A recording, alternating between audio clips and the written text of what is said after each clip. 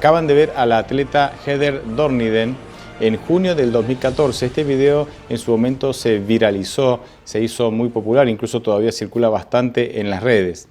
Ella estaba corriendo en un campeonato universitario de una final de 600 metros llanos y faltando una sola vuelta ella encabezaba la carrera, se tropieza y cae. Una de sus compañeras casi le pisa la cabeza y ella inmediatamente se levanta y en esa última vuelta hace una remontada increíble, supera a todas sus compañeras y termina ganando la carrera. Increíble, lo que hizo esta mujer, increíble. Me parece un ejemplo perfecto, el ejemplo ideal para ilustrar el título de esta reflexión: volver a empezar. Si tenemos que volver a empezar es porque alguna vez empezamos y por algún motivo nos caímos, dejamos de avanzar, abandonamos. Bien, esto le pasó también a los discípulos. Me encanta a veces ver las historias de la Biblia, en este caso la historia de los discípulos, porque en las historias de la Biblia encuentro situaciones que yo mismo he vivido, en otro contexto, en otra época, pero situaciones similares, y cuando yo veo cómo Dios dejó registradas estas historias en la Biblia, son para mí, son para darme fuerzas, darme aliento, para enseñarme cómo avanzar, qué recursos obtener, qué actitud tener, a quién recurrir para avanzar cuando tenemos que enfrentar problemas en la vida, cuando nos caemos, cuando tenemos que, como en este caso, el título de la reflexión, volver a empezar. Quiero entonces comenzar con el llamado a los discípulos. Esto se registra en varios evangelios. Me gusta mucho cómo se registra en Lucas 5, del 8 al 11. Vamos a leerlo juntos. El texto dice lo siguiente: Cuando Simón Pedro vio esto, cayó de rodillas ante Jesús y le dijo: Señor, apártate de mí porque soy un hombre pecador. Y es que tanto él como todos sus compañeros estaban pasmados por la pesca que habían hecho. También estaban sorprendidos Jacobo y Juan, los hijos de Zebedeo, que eran compañeros de Simón. Pero Jesús le dijo a Simón: no temas, que desde ahora serás pescador de hombres. Llevaron entonces las barcas a tierra y lo dejaron todo para seguir a Jesús. Increíble esta historia, es la historia de la pesca milagrosa, que no es la única, pero es la primera vez que Jesucristo hace un milagro para, a través de esta pesca milagrosa, llamar a los discípulos para que sean sus seguidores, para que lo sigan a Él. En realidad, los discípulos ya llevaban algún tiempo siguiendo a Jesús. Este hecho que se ve en Lucas 5 se produce el último año del ministerio de Cristo, es decir, el tercer año del ministerio de Cristo. Los 2 años anteriores, los discípulos habían estado siguiendo a Jesús de manera no intermitente, sino que no permanente, vamos a decirlo así. Ellos se dedicaban a la pesca y también pasaban tiempo con Cristo. Pero a partir de ahora, en este último año del ministerio de Cristo, ahora los discípulos iban a estar todo el tiempo con Cristo, iban a dejar sus trabajos habituales para estar todo el tiempo con Jesús. Lo interesante es que Jesús hace un milagro en sus tareas habituales para luego decirles: abandonen estas tareas y síganme. Es interesante, hay una cita del deseo de toda la gente que ilustra muy bien por qué Jesucristo hizo esto y la quiero compartir con ustedes. Está en la página 214 y la cita dice lo siguiente: la lección más profunda que el milagro impartió a los discípulos es una lección para nosotros también, a saber que aquel cuya palabra juntaba los peces de la mar podía impresionar los corazones humanos y atraerlos con las cuerdas de su amor, para que sus siervos fuesen pescadores de hombres. Aquí está el llamado de Jesucristo a los discípulos. Ellos transitaron ese último año junto a Jesús. Fue un año de grandes experiencias. Estar todo el tiempo con Jesucristo realmente les permitió vivir grandes experiencias. Pero hubo un momento en que los discípulos cayeron, como la atleta en la carrera. Hubo un momento en los que los discípulos cayeron. Y así como el atleta cayó en la última vuelta, los discípulos cayeron también hacia el final del ministerio de Cristo. ¿Cuándo fue que los discípulos cayeron? Cuando Cristo murió en la cruz. Después de la cruz, la vida de los discípulos realmente volvió a cero, mucho menos que cero, porque sus vidas ya no fueron como antes. Ahora tenían miedo a los judíos, tenían miedo de que fueran arrestados, de que tuvieran que morir. De hecho, su ministerio como discípulos del Maestro había muerto. Ellos lo consideraban que había muerto. Jesús, ahora enterrado en la tumba, había matado todas sus esperanzas. La gran pregunta es: ¿Por qué los discípulos cayeron? ¿Por qué daban por muerto su ministerio como discípulos? ¿Por qué estaban tan desesperanzados? El tema, o sea, la causa de su desesperanza era que tenían expectativas equivocadas de Dios. Seguramente conocen la frase, uno escucha lo que quiere escuchar. Bien, a los discípulos les pasó así. Jesucristo les dijo en más de una ocasión que Él tenía que morir, que te iba a resucitar, pero que que era el plan de Dios para su vida, pero parece que ellos no lo entendieron o no lo quisieron escuchar.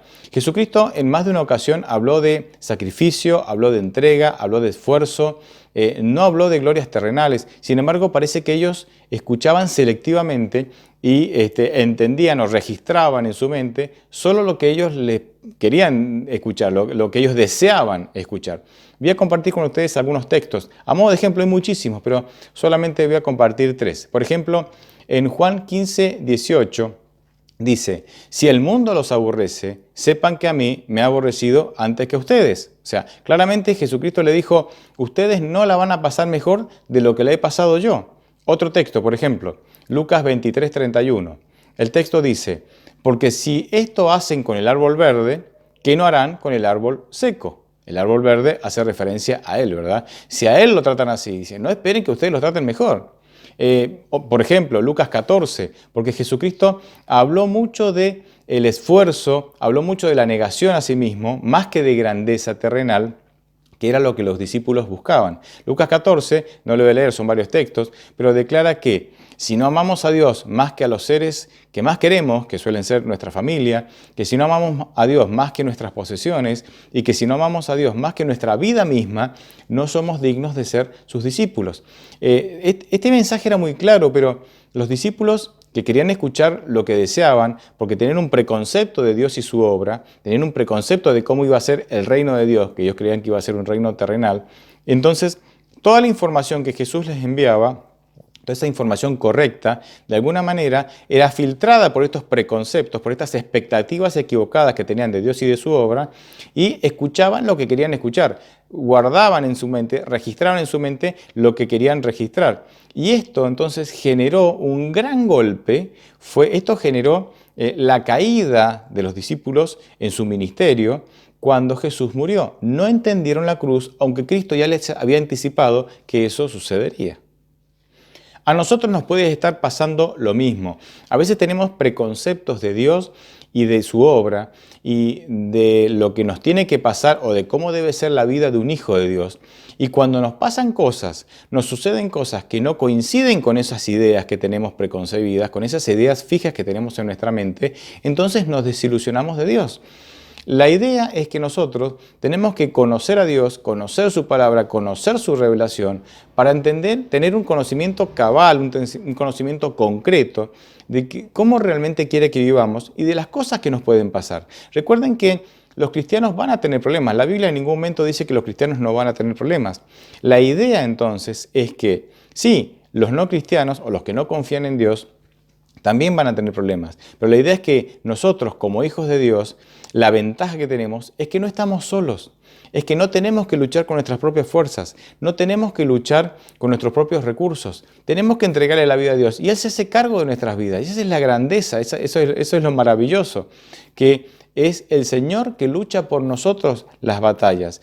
Obviamente requiere de nosotros esfuerzo, esfuerzo en buscarlo, esfuerzo en confiar, esfuerzo también en tomar decisiones en favor de nuestra salvación, decisiones para ser fieles. Él va a honrar esas decisiones, pero no estamos solos, tenemos consuelo, tenemos la gran esperanza. Miren, para el cristianismo, conforme el mensaje bíblico que el Señor nos ha dado, que nos ha dejado en la Biblia, para el cristianismo, hasta la muerte tiene solución. ¿Por qué? Porque los muertos en Cristo resucitarán.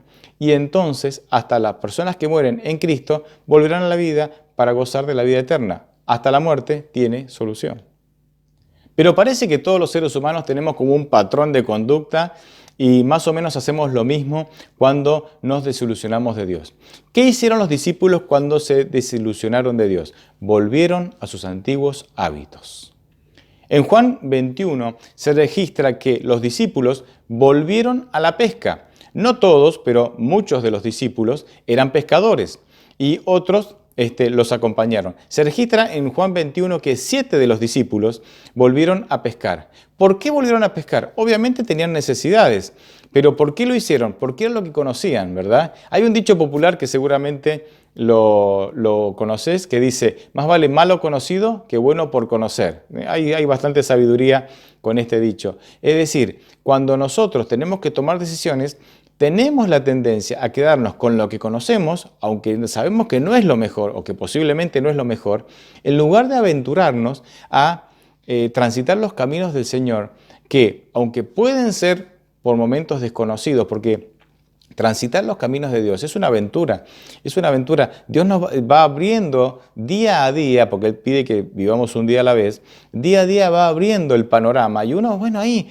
lleno de fe y de confianza en Dios, nos vamos aventurando y vamos transitando. Y sí, pueden surgir imprevistos, pueden surgir cosas, pero el Señor está a nuestro lado, nos fortalece y esas experiencias nos llenan de fe y de confianza en el Señor para seguir avanzando. Así es que los discípulos volvieron a la pesca. Es lo que sabían hacer. Tenían necesidades. Si ustedes me dirán, bueno, ¿qué tiene de malo? Tenían necesidades. Había que avanzar. Algo había que hacer. Pero recuerden que el último año, donde ellos habían estado todo el tiempo con Cristo, ellos habían vivido, habían sido sostenidos por la gracia de Dios sin tener que trabajar, ¿sí? Y era una experiencia, todo un año así. Y era una experiencia que ellos hoy en ese momento no valoraron, porque claro, lo que pasa es que ellos habían dado por muerto su ministerio como discípulos, entonces ahora, bueno, si ya no somos discípulos, si ya Jesús murió, si el reino de los cielos no es como nosotros esperamos, entonces, bueno, volvamos a lo que sabemos, algo hay que hacer, volvamos a la pesca. Esto suele pasar, por eso le digo, a los hombres parece que más o menos tenemos el mismo patrón de conducta. Cuando nos alejamos de Dios, cuando nos desilusionamos de Dios, cuando creíamos que Dios iba a actuar de una manera y actuó de otra, y lo que solemos hacer es volver a los antiguos hábitos. Vemos con frecuencia que personas que estaban integradas en la iglesia, activas dentro de la iglesia, dentro del cristianismo, con una relación concreta con el Señor, ante situaciones de amargura, ante dificultades, ante la pérdida del trabajo, un ser querido, una enfermedad, ante una gran tristeza, ante una mala noticia, se desilusionan de Dios, porque creían que Dios los iba a librar de eso, se desilusionan y ¿qué hacen? Al alejarse de Dios, o en algunos casos abandonar de Dios, vuelven a sus antiguos hábitos, vuelven a sus malos hábitos, porque muchas veces son malos hábitos, vuelven a sus antiguas vidas y de esa manera se independizan de Dios. Es como que nuestros caminos o nuestros antiguos caminos y hábitos, en donde vivíamos lejos de Dios, se vuelven ahora nuestros nuevos hábitos. Tengamos cuidado. Parece que a los hombres siempre nos pasa lo mismo. Si vos tenés ganas de volver a tus antiguos hábitos, a visitar a tus antiguos amigos, no para evangelizarlos, no para llevarles el evangelio, sino para volver a participar en esas cosas que no te sumaban, ¿no? En esos vicios o en esas actividades que no te suman en tu vida espiritual. Si vos tenés ganas de volver a tus antiguos caminos, donde Dios no estaba, es una señal clara de que te estás alejando de Dios o que te has desilusionado de Dios o que ya no querés que Dios sea lo más importante en tu vida. Comparto dos textos con ustedes que nos ayudan a entender este asunto de volver atrás a nuestros antiguos caminos y lo necio, lo incorrecto que eso es para nuestra vida. El primero está en Proverbios 26:11 y el texto dice lo siguiente. Perro que vuelve a su vómito, eso es el necio que repite su necedad. Más claro, imposible, ¿no? Más claro echarle agua, como dice el dicho.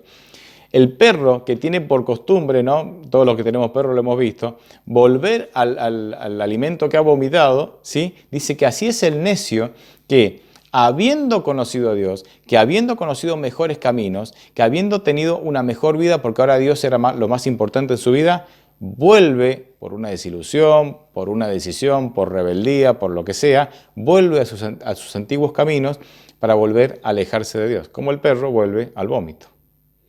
Un segundo pasaje que quiero compartir con ustedes está en 2 de Pedro 2, del versículo 20 al 22, y dice lo siguiente. Gracias al conocimiento de nuestro Señor y Salvador Jesucristo, habían logrado escapar de las contaminaciones del mundo, pero volvieron a enredarse en ellas y fueron vencidos, con lo que su estado final fue peor que el primero. Les hubiera sido mejor no haber conocido el camino de la justicia que volverse atrás después de haber conocido y recibido el santo mandamiento. Pero en ellos se ha cumplido la verdad proverbial. El perro vuelve a su vómito y la puerca recién lavada vuelve a revolcarse en el lodo. El versículo es muy claro.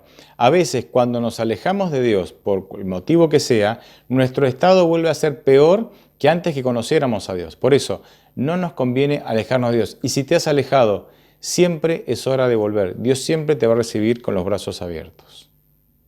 Lo increíble de Dios, lo que más me gusta, lo que más me encanta de Dios, es cómo reacciona Jesucristo después que resucitó, cuando se va a encontrar otra vez con los discípulos. La Biblia deja una evidencia clarísima, hermosa, de cuál es la actitud de Jesucristo ante los discípulos que lo han negado, que lo han abandonado, especialmente ante Pedro. Hay algunos versículos específicos para Pedro, que fue el que más bajo cayó en su proceso de negación, en su proceso de independizarse de la figura de ese Jesucristo que estaba siendo torturado y que iba a ser crucificado.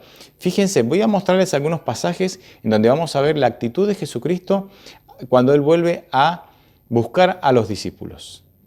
En los textos que vamos a leer, vamos a ver cómo Jesús comienza un proceso de reconfirmación, de reconfirmar el llamado que le había hecho a los discípulos ya bastante tiempo antes. El primer texto que vamos a compartir es Juan 20:17.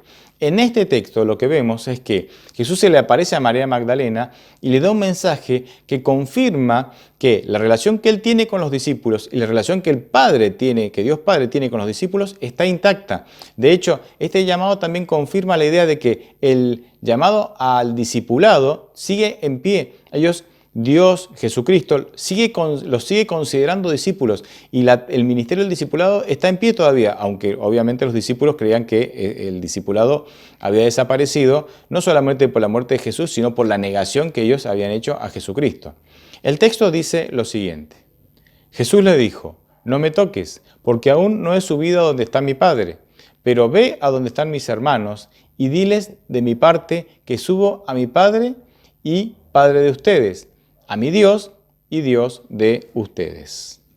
Lo notable en este pasaje es que Jesucristo se refiere a los discípulos como mis hermanos. Él se considera un hermano de ellos y que presenta a Dios Padre como el Padre de ellos. Dice, es mi Padre, pero también es el Padre de ellos. Acá les está diciendo, nuestra relación está intacta. Sí, me negaron, sí, huyeron, sí, me dejaron solo, sí, tuvieron un concepto torcido y equivocado, expectativas equivocadas de mí y de mi obra, pero yo los sigo amando, sigo siendo su hermano, Dios sigue siendo vuestro Padre, la relación está intacta. El segundo texto que voy a compartir con ustedes es Juan 20:19. Aquí Jesús se presenta por primera vez a los discípulos después que Él ha resucitado y las palabras fueron las siguientes: la paz sea con ustedes. No hay conflicto, no hay recriminación, no hay reclamos, no hay ajustes de cuentas. No viene Jesús con el dedo acusador diciendo, ahora vamos a charlar, vamos a ajustar las cuentas, a ver todo lo que me hicieron. ¿Cuánto me abandonaron? Ustedes que prometieron, especialmente vos, Pedro, que prometieron y no cumplieron. No hay nada de eso. Sencillamente, ante el temor de los discípulos, temor al ver a Jesús resucitado, pero también temor a las posibles consecuencias de haber negado a Jesús, las palabras de Jesús son: la paz sea con ustedes, el mensaje que los discípulos necesitaban escuchar en ese momento. Incluso para los que más se equivocaron, había un llamado especial, porque Marcos 16:7 incluye un mensaje directo a Pedro. ¿Por qué a Pedro? Bueno, Pedro fue el que más esfuerzo hizo por negar a Jesús. Dice el texto bíblico que llegó a injuriar a Jesucristo para que no lo identificaran como discípulo de él. Fue el que más bajo cayó. Jesucristo ya se lo había advertido cuando le había dicho que cantaría el gallo antes que él lo negara 3 veces. Bueno, se cumplió todo esto. Ahora, fíjense que Pedro, que era el que más bajo había caído, Dios consideraba que era el que más necesidad de restauración tenía. Entonces hay un mensaje especial para él. Y en Marcos 16:7 el texto dice: pero vayan ahora y digan a sus discípulos y a Pedro, él va delante de ustedes a Galilea, allí lo verán, tal y como él les dijo. Yo no sé qué te pasa a vos por la cabeza, pero cuando vos te mandás de una macana grande, como decimos por acá, ¿no? Cuando vos cometés un error muy grande, vos lo que querés es olvidarte y que todo el mundo se olvide. Vos no querés que te lo recuerden, no querés que te llamen para recordarte o para, digamos, vení, vamos a ajustar cuentas por lo que cometiste. Vos querés que todo pase en el olvido, querés enterrarlo lo más rápido posible. Me imagino que a Pedro le pasaba lo mismo. Y sin embargo, ahora se encuentra con que le vienen y le dicen a Pedro, Jesucristo dijo que todos nosotros vayamos a Galilea, pero especialmente que te lo digamos a vos. Y bueno, si Pedro tenía un concepto equivocado de Dios, y eso había generado expectativas equivocadas, y eso había sido que se desilusionara y que cayera en su discipulado, si él seguía conservando ese concepto equivocado, y seguramente lo seguía conservando, este llamado de Jesucristo de díganle a Pedro que me voy a encontrar con él, con los otros, pero especialmente con él en Galilea, no deben haber sido demasiadas buenas noticias para Pedro. Él debe haber estado con una expectativa de ¿y qué me va a decir? Y me va a retar, y me va a castigar, y me va... Se imaginan, ¿no? Pero esta es una historia con final feliz. Volvemos a Juan 21, un capítulo precioso. Agradezco a Dios que lo dejó registrado en la Biblia. Ahí nos encontramos con que los discípulos, como habíamos dicho anteriormente, van a pescar. Y pasa la misma escena, miren, sucede la misma escena que sucedió en Lucas capítulo 5, cuando Jesucristo les hace el primer llamado, ¿verdad? Y ahí se pasó que habían estado toda la noche pescando y no habían pescado nada. Bien, volvemos a Juan 21, 3 años y poco más después, y ahí nos encontramos con que habían vuelto a sus antiguas actividades, como mencionamos anteriormente, habían salido a pescar y no pescaron nada. El versículo 8 dice que ellos estaban como a unos 90 metros, ¿no? Dice unos 200 codos, que son unos 90 metros de la orilla, y que aparece un extraño, entre comillas, extraño porque era Jesús, pero ellos no lo conocieron, y que grita y les dice, hijitos, ¿tienen algo de comer? Y ellos les contestan, no tenemos nada. Y entonces este extraño le dice, tiren la red a la derecha. Lo mismo que había pasado en Lucas 5 en el primer llamado, ¿verdad? Tiraron la red a la derecha después de no haber pescado nada y la red parece que se iba a romper, explotaba de peces. Ahí Pedro lo conoce, se da cuenta, hace relación, ¿verdad? Relaciona ambos momentos, se da cuenta que es Cristo y dice, es Jesús. Dice que se pone la ropa, evidentemente se había despojado de un poco de ropa para poder trabajar ahí en la barca, se lanza, impulsivo como era, y nadando hasta la orilla, esos 90 metros, mientras que los discípulos van trayendo la red y la barca, ¿verdad?, hasta la orilla para poder sacar los peces. Bueno, acá hay una cantidad de detalles increíbles. El primero es, Jesucristo los llama hijitos. Acá es una evidencia más de que Cristo dice, nuestra relación está intacta. Ustedes me negaron, ustedes me abandonaron, volvieron a sus antiguos caminos, todo mal, pero nuestra relación está intacta. Siguen siendo mis hermanos, siguen siendo mis hijitos. Ese término cariñoso, ¿verdad? Hijitos, en diminutivo que de alguna manera denota cariño. Los sigo amando. Lo segundo que me impresiona es la actitud de Jesús. Miren, tenían hambre porque evidentemente salieron a pescar porque tenían necesidades, tenían hambre, tenían necesidades. ¿Y Jesucristo qué hace? Les prepara un desayuno. No habían pescado nada y Jesucristo ¿qué hace? Les da nuevamente una pesca abundante y milagrosa.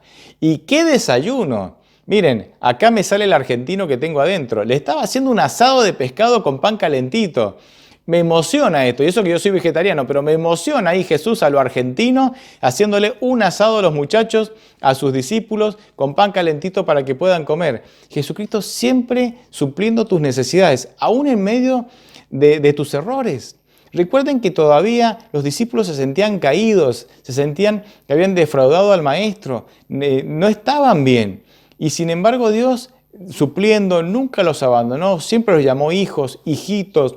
El Dios sigue siendo vuestro Padre, son mis hermanos. Ese es el Dios al que servimos, un Dios que no se enoja cuando vos cometés errores, un Dios que está ahí al pie del cañón con los brazos abiertos, siempre dispuesto a recibirte. Hacemos mal en creer las sugerencias que Satanás a veces susurra en nuestra mente, diciendo que Dios se enoja cuando nos equivocamos. Sí, obviamente le dolerá, porque cuando uno ve que sus hijos están mal, a uno le duele, pero ahí está Dios, con los brazos abiertos, dispuesto a recibirte, no importa tu situación. Déjenme hacer un paréntesis. Juan registra que la red tenía 153 peces grandes en el versículo 11, ¿verdad? Es un paréntesis. Tenemos que contar las bendiciones que Dios nos da. ¿Por qué Juan se toma el trabajo de contar la cantidad de peces? Porque es importante. No eran cualquier pez, eran pescados grandes y no eran muchos, eran 153. Tenemos que contar las bendiciones que Dios nos da para contárselas a otros, porque si no las contamos, estamos por sentado como que bueno, es natural, me tiene que bendecir, es mi padre. No, contemos, porque al contar las bendiciones, al contemplar las bendiciones, nuestra fe se fortalece y nos ayuda a enfrentar los nuevos desafíos que la vida nos presenta todos los días. La gran enseñanza para mí de este pasaje, o una de las grandes enseñanzas de este pasaje, es como dice Romanos 11:29, que el llamado de Dios es irrevocable. El Señor tiene un plan para tu vida y tus errores no anulan el llamado. Pueden modificarlo, pueden ser que Dios tenga que adaptar, pero tus errores no anulan el llamado, el propósito que Dios tiene para tu vida. Por ejemplo, me gusta mucho lo que dice Génesis 28:15, cuando habla de Jacob. Vos sabés que Jacob cometió muchos errores debido al engaño y a la mentira, y él tuvo que huir de su casa.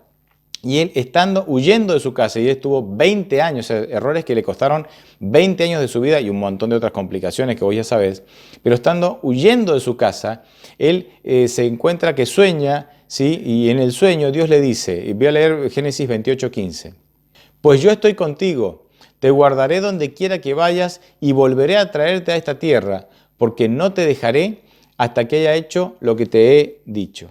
La promesa de Dios para Jacob se iba a cumplir. El propósito de Dios que Dios tenía para Jacob se iba a cumplir. Aún en medio de sus equivocaciones. Sí, iba a demorar un poco más de tiempo. Sí, iban a haber vivencias desagradables de por medio. Pero el propósito está, porque es irrevocable el llamado. Entonces, no importa si caíste, no importa si te alejaste, volvé. Dios sigue teniendo un propósito para tu vida en la condición en que te encuentres. Pero Jesús tuvo un diálogo especial con Pedro. Le hace 3 preguntas justamente porque Pedro lo había negado 3 veces. Esto se registra en Juan 21 del 15 al 19. La primera y la segunda pregunta son similares. Jesucristo le dice, Pedro, ¿me amas? Y Pedro contesta, sí Señor, tú sabes que te quiero. Jesús entonces vuelve a decir, entonces apacienta mis ovejas. Pero aquí ya hay una diferencia notable que no podemos dejar pasar. Jesucristo le habla de amor y Pedro contesta con un solo te quiero. A ver, si vos tenés una novia, una enamorada, una esposa y vos le decís te amo y ella te dice, bueno, sí, yo te quiero, o sea, hay algo que no están dando bien. No es lo mismo amar que querer. Y Jesucristo insiste con esto. Le dice, ¿me amas? Sí, te quiero. Bueno, apacienta mis ovejas. Pedro, sí, Señor. ¿Me amas? Bueno, sí, te quiero.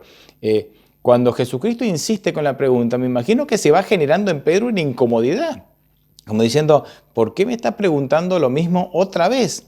Ahora, la tercera pregunta es mucho más incisiva, mucho más directa y realmente apunta a que Pedro reflexione, porque en la tercera pregunta Jesucristo le dice, Pedro, ¿me quieres? Y con esto está en el versículo 17, ¿verdad? Y con esto Jesucristo está como cuestionando, diciendo, te pregunté si me amabas y me dices que solo me quieres. Y en la tercera pregunta dice, ¿realmente me quieres o ni siquiera eso? Está cuestionando la respuesta de Pedro. Y el texto, el versículo 17, dice lo siguiente. Le dijo la tercera vez, Simón, hijo de Jonás, ¿me quieres? Pedro se entristeció de que le dijera por tercera vez, ¿me quieres? Y le respondió, Señor, tú lo sabes todo, tú sabes que te quiero. Jesús le dijo, apacienta mis ovejas. Acá lo que más me impresiona es la sinceridad de Pedro. Recuerden que Pedro, antes de que Jesucristo fuera arrestado, había prometido ir a la muerte con Jesús. De hecho, había dicho, todos estos te podrán abandonar, pero yo te seguiré incluso a la muerte si fuese necesario. Y fue en ese momento en que Jesucristo le dijo, cuidado Pedro, antes que el gallo cante tú me negarás 3 veces. Y vimos que bueno, en la historia esto sucede, ¿verdad? Pedro niega de manera grotesca y vergonzosa a Jesús 3 veces. Entonces, aquí me impresiona la sinceridad de Pedro. Pedro ya no se sentía tan seguro de sí mismo. ¿Por qué? Porque ahora Pedro, a través de la amargura de la cruz, se conocía mejor que antes. Y él ya sabía que no era tan todopoderoso como se creía antes, no era tan capaz como se creía antes, no era tan esencial como se creía antes. Él ahora tenía un concepto mejor de sí mismo. Aquí hay algo para aprender. Las pruebas, los dolores, las desilusiones en la vida nos ayudan a entender mejor quiénes somos. Muchas veces tenemos un concepto más grande de nosotros mismos que el que deberíamos tener. Muchas veces nos sentimos capaces de resolver cosas que Dios sabe que no somos capaces. De hecho, lo ha dicho ya y lo ha dejado registrado en su palabra. Así que las dificultades de alguna manera nos ayudan a entender que somos frágiles, que somos vulnerables, que somos falibles, que necesitamos un Salvador, que necesitamos a alguien que nos ayude, que nos sostenga, que nos consuele, que nos oriente. Esa es una faceta positiva de las pruebas de la vida. Si todo nos fuera bien, muchas veces no podríamos entender nuestra verdadera condición. Y Pedro la había entendido, claro que sí. Ahora, el mensaje que veo en esta conversación es el siguiente, y quiero compartirlo con ustedes. Incluso vamos a incluir el versículo 18, que dice lo siguiente. De cierto te digo, cuando eras más joven, te ceñías e ibas donde querías, pero cuando ya seas viejo, extenderás tus manos y te ceñirá otro y te llevará donde no quieras. Esto dijo dando a entender con qué muerte había de glorificar a Dios. Y dicho esto añadió, sígueme. Para mí el diálogo sería un poco así. Jesucristo diciéndole a Pedro, Pedro, ¿me amas? Señor, tú sabes que no te amo. Me lo has preguntado 3 veces y me has hecho notar. Yo sé la manera en que te negué, la manera en que te defraudé, la manera en que te abandoné. No solamente en el Getsemaní cuando me pediste que orara, sino todo lo que hice después, todo lo malo que hice después.